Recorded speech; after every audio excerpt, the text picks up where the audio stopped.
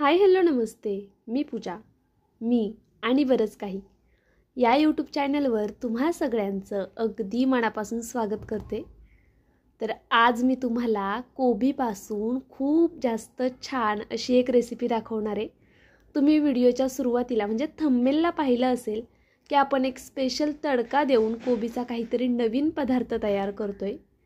यापूर्वी तुम्ही ही रेसिपी कधीच केली नसेल याची मला गॅरंटी आहे. आज ज्या पद्धतीने मी तुम्हाला ही रेसिपी दाखवते ना, एकदा नक्कीच ट्राय करून बघा.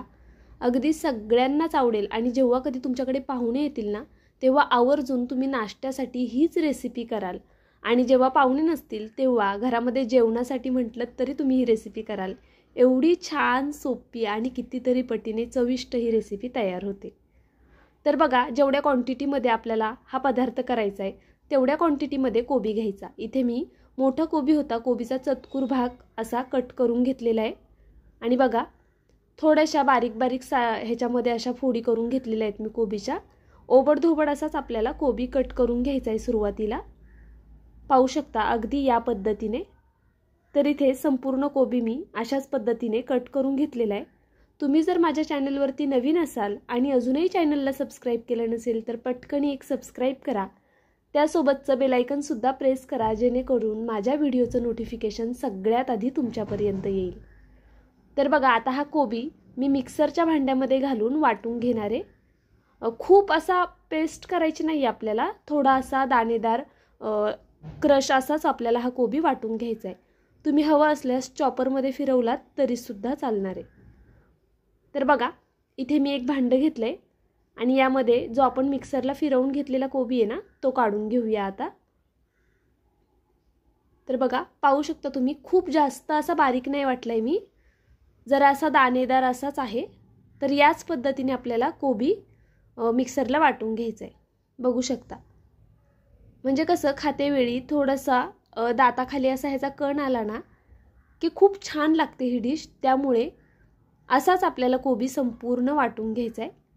आता मी इथे जो राहिलेला कोबी आहे शिल्लक, तो सुद्धा अशाच पद्धतीने वाटून घेते. तर बघा, इथे मी संपूर्ण कोबी अशा पद्धतीने वाटून घेतलेला आहे.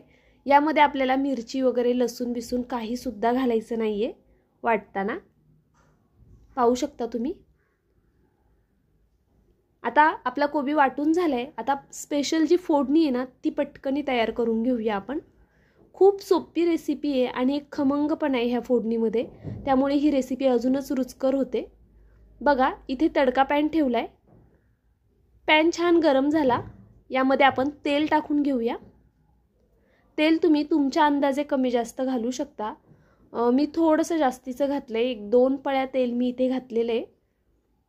तर बघा, आता सगळ्यात आधी आपल्याला या फोडणीमध्ये उडदाची डाळ घालून घ्यायची आहे.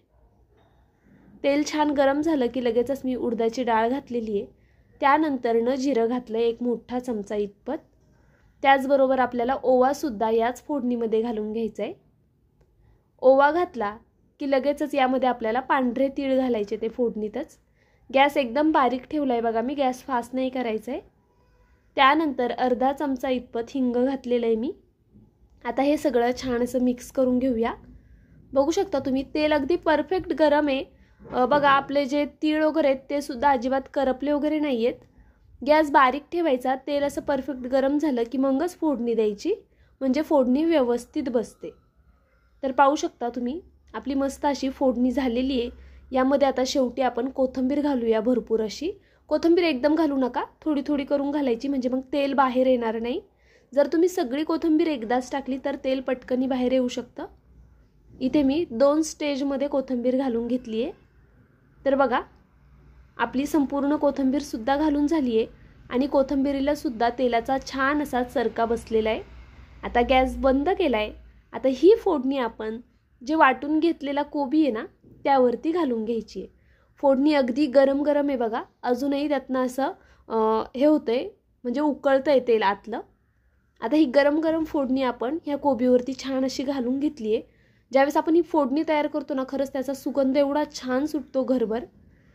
आणि त्यानंतर ना हा जो पदार्थ तयार होणार आहे ना, तो अजूनच खूप जास्त चविष्ट होतो.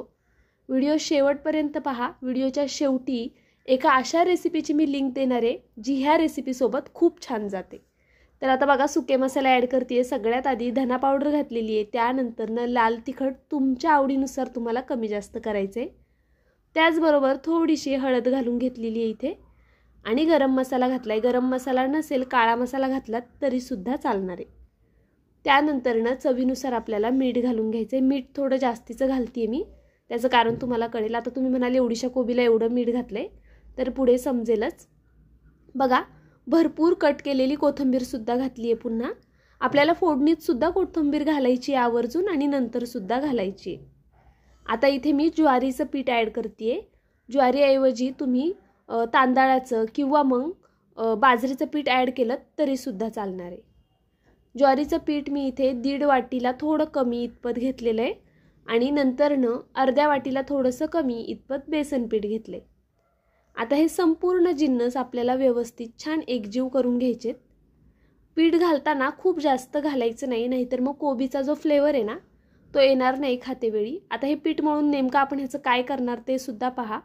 आणि जी रेसिपी आज आपण करतोय ना त्यासोबत खरंच अजून एक रेसिपी आहे जी खूप छान जाते, ती मी अपलोड केलेली आहे ऑलरेडी। ती तुम्हाला जर पाहायची असेल तर व्हिडिओ शेवटपर्यंत पहा, म्हणजे तुम्हाला त्याची लिंकसुद्धा मिळून जाईल। बघा थोडं थोडं करून पाणी घालायचं आहे आपल्याला यामध्ये आणि हे पीठ छान असं मळून घ्यायचं आहे। बरं हे पीठ मळायचं कसं, जसं चपातीचं किंवा भाकरीचं पीठ मळतो ना तसं नाही मळायचं आहे आपल्याला। हे ना घट्ट मळायचं आहे आणि ना भाकरीसारखं पण मळायचं आहे, म्हणजेच काय थोडं जास्तीचं सैलसर मळून घ्यायचं आहे। तर बघा इथे थोडं थोडं करून मी असं पाणी घालून घेते आणि ह्याचं छान असं पीठ मळून घेते। आता तुम्ही व्हिडिओ इथपर्यंत पाहिलाच आहे। थोडा जरी व्हिडिओ आवडला असेल तर प्लीज माझ्या व्हिडिओला एक सबस्क्राईब नक्कीच करा। त्याचबरोबर जर तुम्ही अजूनही लाईक केलं नसेल तर प्लीज एक लाईकसुद्धा नक्कीच करून घ्या, कारण खूप मेहनत घेत असतो एक व्हिडिओज असा शूट करण्यासाठी। आणि ज्यावेळेस तुमच्या भरपूर लाईक्स येतात ना त्यावेळेस खरंच आपण जी मेहनत केली ना त्याचं चीज झालं असं वाटतं। एवढाच उद्देश असतो की नवनवीन रेसिपीज तुमच्यापर्यंत जास्तीत जास्त पोहोचतील आणि तुम्हाला त्या आवडतील। तुम्ही छान छान कमेंट केल्या की अजून छान वाटतं, त्यामुळे प्लीज एक कमेंटसुद्धा करून कळवत जा की माझ्या रेसिपीज तुम्हाला कशा वाटतात। तशा तर मला सगळ्या कमेंट छान येतात, ते पाहून अजूनच छान वाटतं। तर बघा इथे आपण थालीपीठं करतोय, त्यासाठी मी पीठ थोडं सैलसर मळून घेतलेलं आहे। रुमाल ठेवला आहे, रुमाल ओला करून घेतला होता आधीसुद्धा, त्यावरती थोडंसं पाणी घातलं आणि अशा पद्धतीने बघा आपल्याला थालीपीठ थापून घ्यायचं आहे। थालीपीठ थापत असताना जेवढं शक्य होईल तेवढं आपल्याला पातळ हे थालीपीठ थापायचं आहे। खूप जाड थालीपीठं थापू नका, नाहीतर ती खायला एवढी छान लागणार नाही जेवढी पातळ थालीपीठं खायला छान लागतात। तर बघा अशाच पद्धतीने मी ही सगळी थालीपीठं अशी थापून घेणार आहे आणि यामध्ये असं छानसं एक होल पाडून घ्यायचं आहे, म्हणजे थालीपीठ दिसायला जरा छान दिसतं। तर बघा मस्त असे होल करून घेतले। तुम्ही एकच होल केलं तरी चालेल किंवा असे भरपूर केलेत तरीसुद्धा चालेल।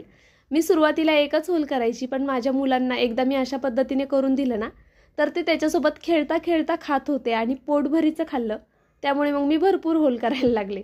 तर तुम्हाला आवडत असेल तर जास्त करा किंवा एकच होल करा। इथे पॅन गरम करायला ठेवला आहे, पॅन छान गरम झाला आहे, त्यावरती तेल घालून घेतलं आणि हे थालीपीठ टाकून घेतले अशा पद्धतीने। तर बघा किती सहज हे थालीपीठ निघाले आणि अजिबात चिटकत नाही रुमालाला। पाणी व्यवस्थित लावायचं म्हणजे मग रुमालाला चिटकणार नाही। आणि अजून एक टिप देते मी यामध्ये तुम्हाला। आता तेल लावून घेऊया आपण आधी सगळीकडनं आणि जे होल्स आहेत ना त्यामध्ये सुद्धा थोडं थोडं तेल टाकून घ्यायचं आहे। आणि बघा हे थालीपीठ असं पलटी करून घेतलं। आता हे थालीपीठ मी पलटी केलं ना त्यानंतर ना आपल्याला दुसरं थालीपीठ करायला घ्यायचं रुमालावर। जर तुम्ही हे थालीपीठ तव्यात टाकल्याच दुसरं थालीपीठ करायला घेतलं ना तर जरा वेळ जातो हे थालीपीठ भाजण्यासाठी आणि मग तेवढ्या वेळामध्ये ते दुसरं जे केलेलं थालीपीठ आहे ते जरा रुमालाला चिटकून बसतं आणि मग ज्यावेळेस पॅनवरती टाकतोय त्यावेळेस ते तुटू शकतं। बऱ्याचदा बहुतेक लेडीजची थालीपीठं ज्यावेळेस आपण पॅनमध्ये टाकतो त्यावेळेस तुटतात, मग त्यांना प्रश्न पडतो की का तुटत असतील। तर त्याचं कारण तेच असतं, जर जास्त वेळ रुमालावरती थालीपीठ राहिलं ना तर ते तुटू शकतं। तर बघा मला जेवढं माहीत आहे तेवढं मी तुम्हाला टिप देत असते, त्यामुळे नवीन असाल तर प्लीज पटकन एक सबस्क्राईब करून घ्या मी आणि बरंच काही या यूट्यूब चॅनलला।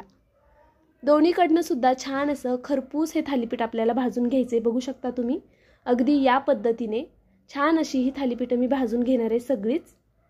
बघा किती मस्त असं थालीपीठ भाजून झालंय आपलं। तर बघा याच पद्धतीने आता सगळी थालीपीठं मी भाजून घेतलेली आहेत।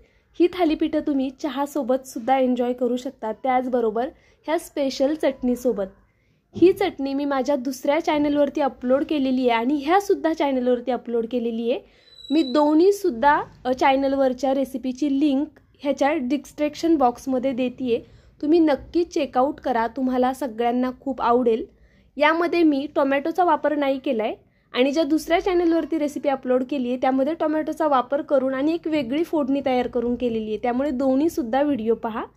ही चटणी खूप कमाल होते, कोणत्याही पराठ्यांसोबत, थालीपीठांसोबत किंवा डोशांसोबत, अगदी कशासोबतही खाऊ शकता ना, एवढी कमाल ही चटणी तयार होते। त्यामुळे नक्कीच व्हिडिओ एकदा चेक करा तुम्ही दोन्ही पण चॅनलवरचा, आणि नवीन चॅनलला जर सबस्क्राईब केलं नसेल तर सबस्क्राईबसुद्धा करा। फूडी असं माझ्या नवीन यूट्यूब चॅनलचं नाव आहे। तर बघा इथे मस्त अशी आपली चटणी झालेली आहे आणि थालीपीठंसुद्धा तयार आहेत। मग वाट कोणाची पाहायची, मस्तपैकी खाऊन घेऊया। खूप छान लागतात ही थालीपीठं, फक्त एवढंच की छान पातळ थापा, अजिबात जाड थापू नका। मुलांच्या टिफिनसाठी द्या, नाश्त्याला करा किंवा पाहुणे आल्यावरती करा, सगळ्यांनाच आवडतील। आता ही झाली आहेत किती ते सुद्धा मी तुम्हाला इथे मोजून दाखवते। भरपूर थालीपीठं तयार होतात एवढीशा पिठामध्ये, एक जवळपास मला वाटते 12 ते 15च्या आसपास ही थालीपीठं तयार झालेली आणि खूप छान होतात खरंच, नक्कीच करा बघा। आणि पातळ करायची थालीपीठं करताना, तीळ बीळ सगळं व्यवस्थित दिसतंय आणि जी फोडणी घातली आहे तिचा खमंगपणा सुद्धा या थालीपीठांमध्ये खूपच छान येतोय। तर चला, तुम्ही माझा व्हिडिओ संपूर्ण पाहिलात त्याबद्दल खरंच खूप मनापासून धन्यवाद। उद्या असाच एक काहीतरी छानसा व्हिडिओ घेऊन मी पुन्हा हजर राहीन, तोपर्यंत bye, thank you so much for watching.